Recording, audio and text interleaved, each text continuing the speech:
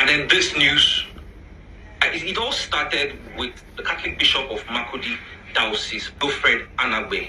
So he was invited to America by the US Congress, and then this is what he said. Benue State is about 98% Christian, with very few Muslims living in towns.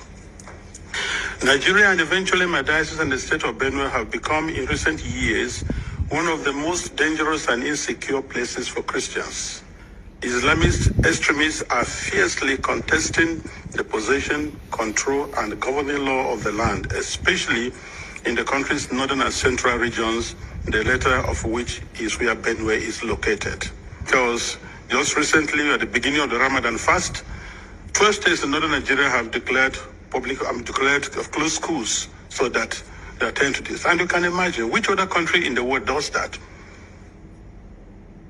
Saudi Arabia is not doing it. Afghanistan is not doing it. Baghdad is not doing it. But then Nigeria is practicing. What kind of Islam are they practicing?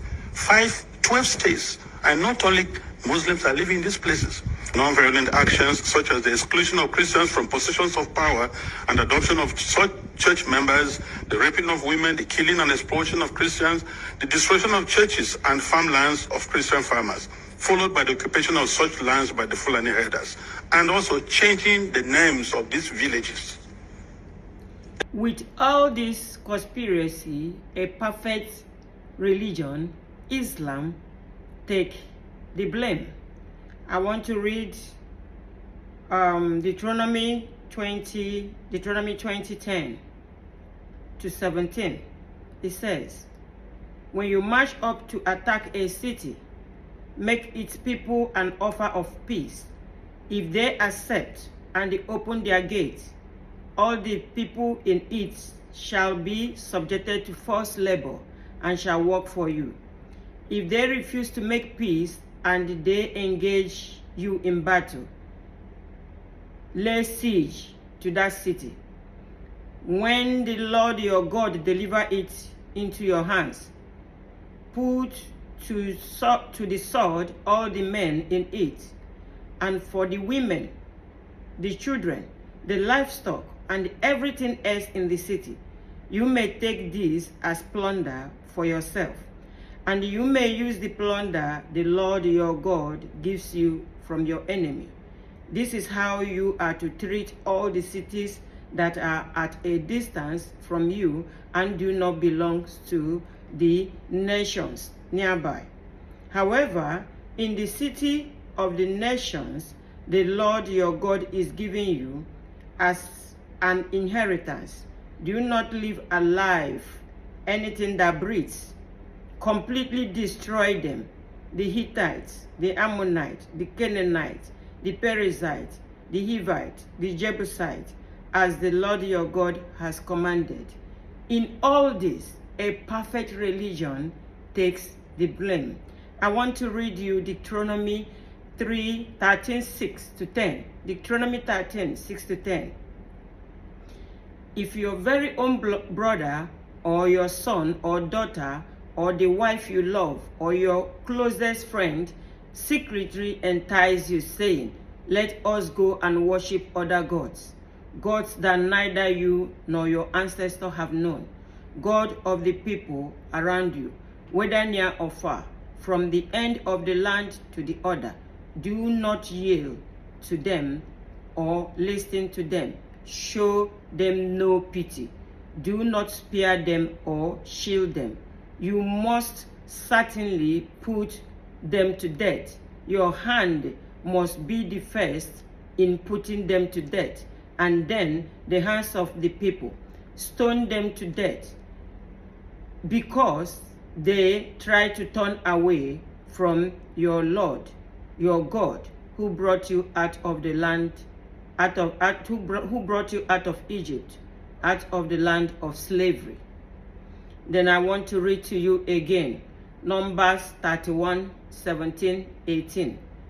For therefore, kill every man among the little ones, and kill every woman who has known a man by sleeping with him, but all the young girls who have not known a man by sleeping with him, keep alive for yourself.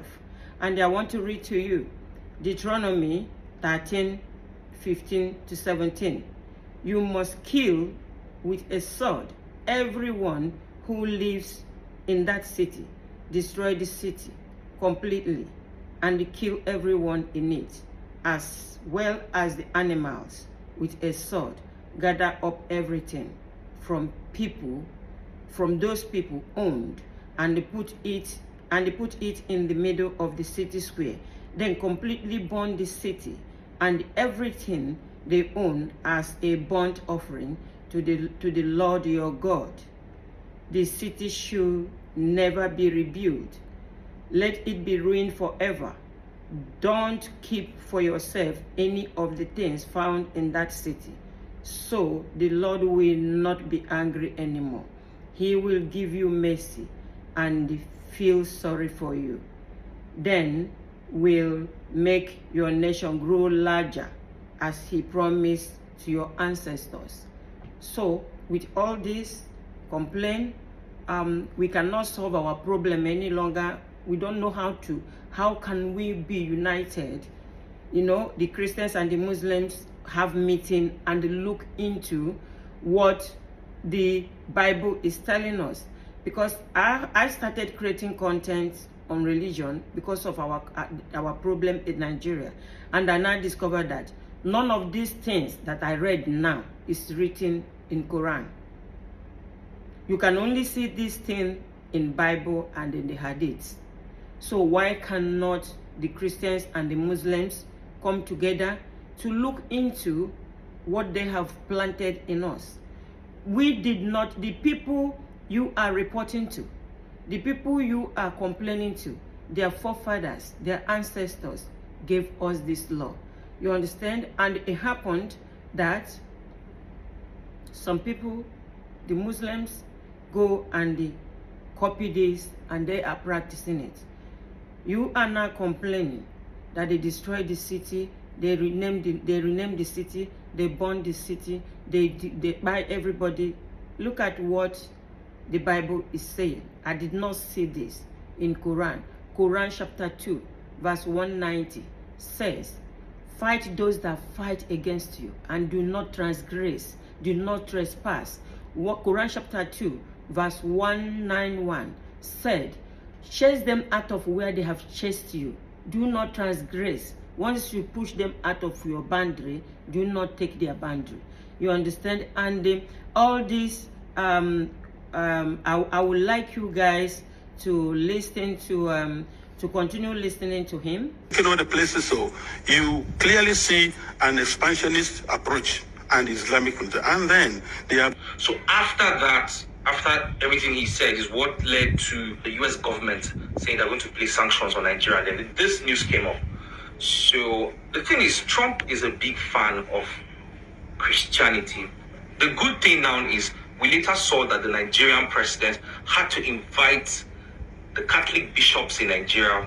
That was some sort of damage control or some sort of game, I'll say. Then this picture came up. Yeah. After that, we saw that the Nigerian government responded to the US government, and this drama has been on. It's fantastic. It's a good time to be alive. We're watching all of this play out. Trump is the lover of Christians, and he loved the Christians, and the Christian from Nigeria has gone to report to him what is going on. And right now, Trump might sanction all Nigerians, and both the innocent one, they will not be able to be going to see our children, going to visit our family. If he sanctions us, why can we not unite? Why can we not sit down, first of all, and look into what we are practicing as religion?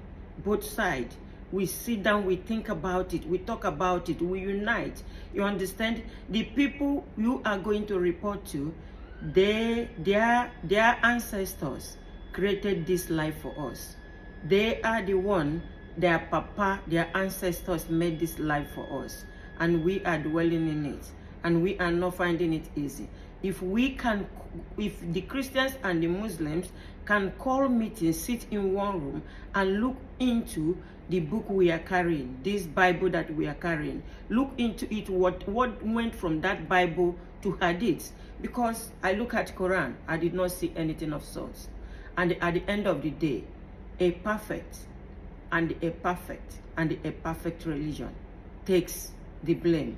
Thank you. Please think about it. I come in peace.